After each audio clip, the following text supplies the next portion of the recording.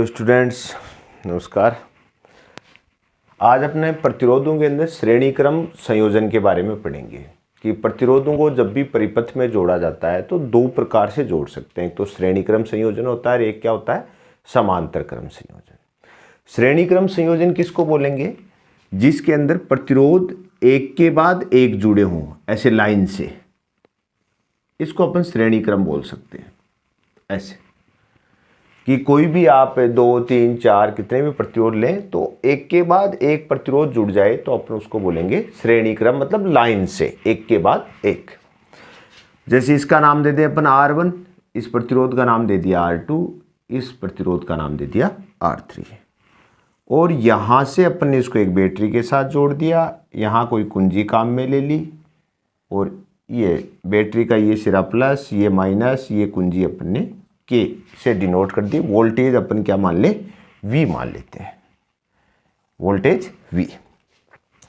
तो श्रेणी क्रम की एक तो पहचान कि श्रेणी क्रम को आप कैसे पहचानेंगे। भाई अभी तो अपन पर्टिकुलर एकदम इजी से इजी चीज ले रहे हैं कि ये श्रेणी क्रम संयोजन होगा, लेकिन यदि आपको श्रेणी क्रम को पहचान करने की, भाई श्रेणी क्रम को कैसे पहचानेंगे, तो आपके लिए एक छोटा सा साधारण सा तरीका है कि अपन जानते हैं परिपथ में बैटरी का जो प्लस वाला सिरा है वहां से विद्युत धारा करंट स्टार्ट होती है, जैसे करंट आई है।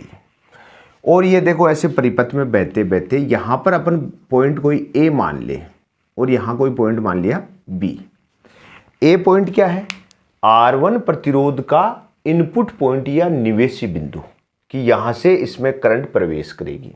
करंट प्रवेश करके R1 में से जाते हुए यहां पर बी बिंदु पर बाहर आ जाएगी, ठीक है। लेकिन बी बिंदु से कौन जुड़ा हुआ है? दूसरा वाला प्रतिरोध R2।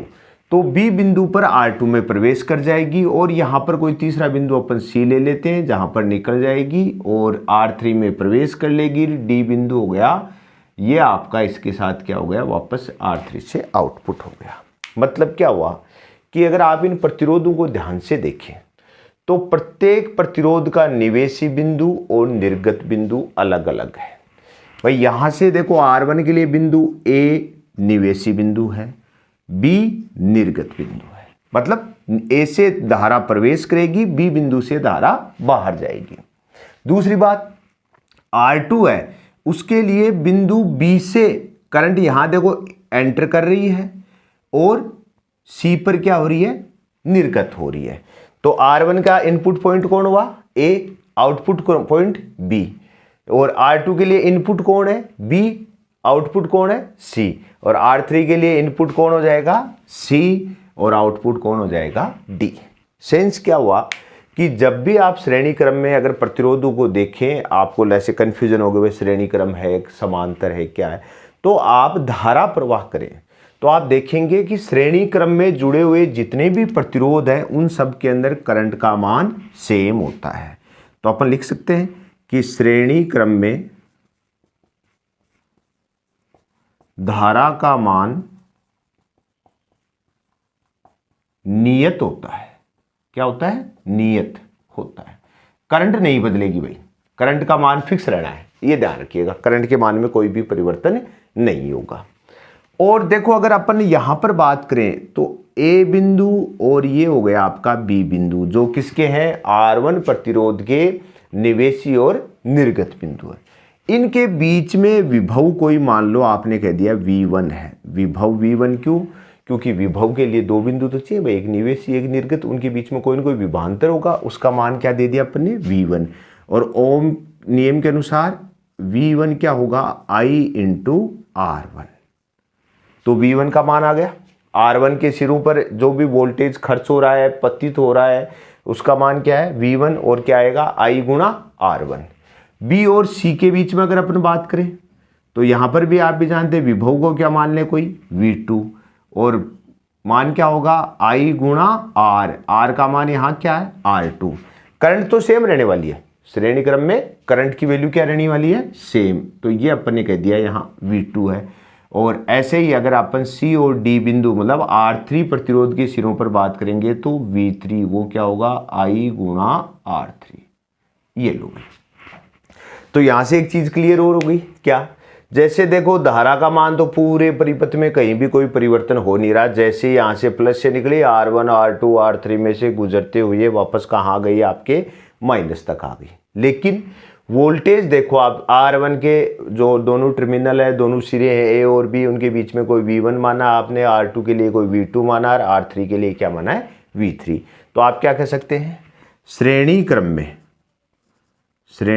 में विभव का मान अलग अलग होता है। विभव का मान नियत नहीं होगा भाई, वोल्टेज का मान क्या होगा आपका, अलग अलग होगा। अब देखो एक चीज ध्यान रखो, अपन जानते हैं कि भाई इस पूरे परिपथ में वोल्टेज का या धारा का मुख्य स्रोत कौन है, ये बैटरी है। बैटरी का वोल्टेज आपने क्या माना है, विभव V माना है। उसका कुछ हिस्सा तो R1 पे खर्च हो गया, कुछ हिस्सा R2 पर, कुछ हिस्सा R3 पर। तो अपन ये एक सामान्य रूप से अगर परिपथ से बात करें तो अपन क्या कह सकते हैं, V बराबर किसके होना चाहिए, V1 plus V2 plus V3। क्यों, क्योंकि आप भी जानते हैं कि भाई जो टोटल अप्लाई, जो इसके अंदर टोटल जो वोल्टेज आपने इसके ऊपर लगाया है, परिपथ में जो वोल्टेज जोड़ा वो क्या है, V है। उसके कुछ अलग अलग भाग V1 V2 V3 किस पे हो गए, आपके कोई R1 R2 R3 के सिरों पर खर्च हो गए। तो अपन V is equal to V1 plus V2 plus V3 लिख सकते हैं, ठीक है।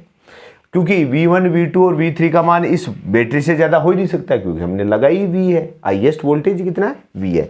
अगर यहां से अपन बात करें तो अपन क्या लिख सकते हैं, V को क्या लिख सकते हो आप, I इंटू R, किससे, ओम के नियम से। V1 की value I into R1, V2 की value I into R2, V3 की वैल्यू I इंटू R3। तो यहां से आप देख रहे हो कि राइट साइड और लेफ्ट साइड में कौन है, कॉमन क्या चीज है, I है। तो देखो I इंटू R, और इधर से I कॉमन ले लो, जब क्या बचेगा, R1 plus R2 plus R3, I से I कैंसिल, तो आपका रिजल्टेंट R क्या आ गया, R1 plus R2 plus R3। अगर मान लो ये तो तीन प्रतिरोध जोड़े आपने, R1 R2 और R3, ऐसे अगर आप n प्रतिरोधों को जोड़ते तो क्या होता, R is equal to R1 plus R2 plus डेस्टेस Rn तक आपका चला जाता। मतलब क्या हुआ कि श्रेणी क्रम में अगर प्रतिरोध जुड़े हैं, आपने पहचान कर ली कि ये श्रेणी क्रम है, तो आप उन सब का, आपसे कहेगी भाई परिपथ का कुल प्रतिरोध बताओ, तो आप क्या करेंगे, उसमें उपस्थित प्रतिरोधों को सीधा सीधा जोड़ दीजिए, R1 R2 R3। जैसे हो सकता है इसका मान 3 ओम होता, 4 ओम और 5 ओम, तो आप क्या कहते, 3 प्लस 4 प्लस 5, ठीक है।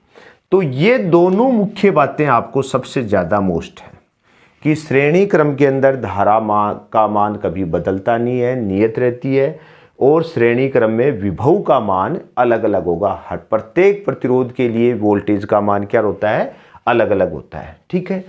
तो इससे आप पहचान करके, और आपसे परिपथ का कुल प्रतिरोध पूछा जाए तो आप क्या कहेंगे, सभी प्रतिरोधों का योग कर देंगे, सीधा सीधा 1 2 3 4 5 6 ऐसे जैसे जोड़ते वैसे अपन इनको जोड़ देंगे।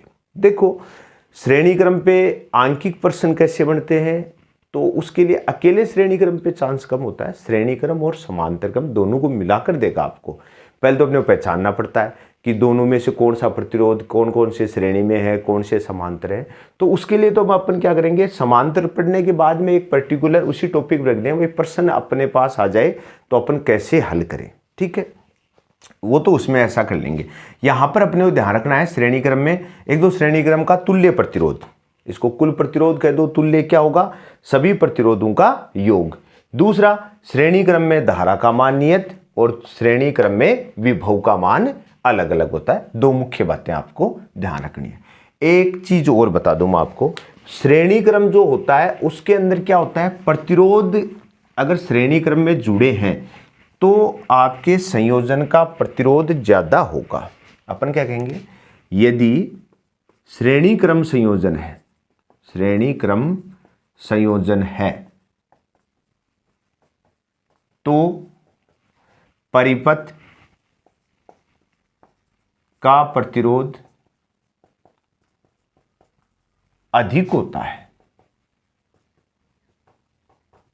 आपसे पूछ लें कि अगर हमने 3 समान प्रतिरोध एक बार तो श्रेणी क्रम में जोड़ दें, एक बार क्या जोड़ दें, समांतर क्रम में, पूछे कि दोनों में से किस कंडीशन में या किस स्थिति में परिपथ का प्रतिरोध ज़्यादा होगा, तो ध्यान रखिएगा श्रेणी क्रम में प्रतिरोध का मान क्या होता है, ज़्यादा। कारण क्योंकि R टोटल या R तुल्य आप क्या निकालते हैं, R1 plus R2 plus tastes Rn तक, आप डायरेक्टली इनको जोड़ देते हैं। ठीक है, तो ये तो अपने एक श्रेणी क्रम का सामान्य परिचय हुआ।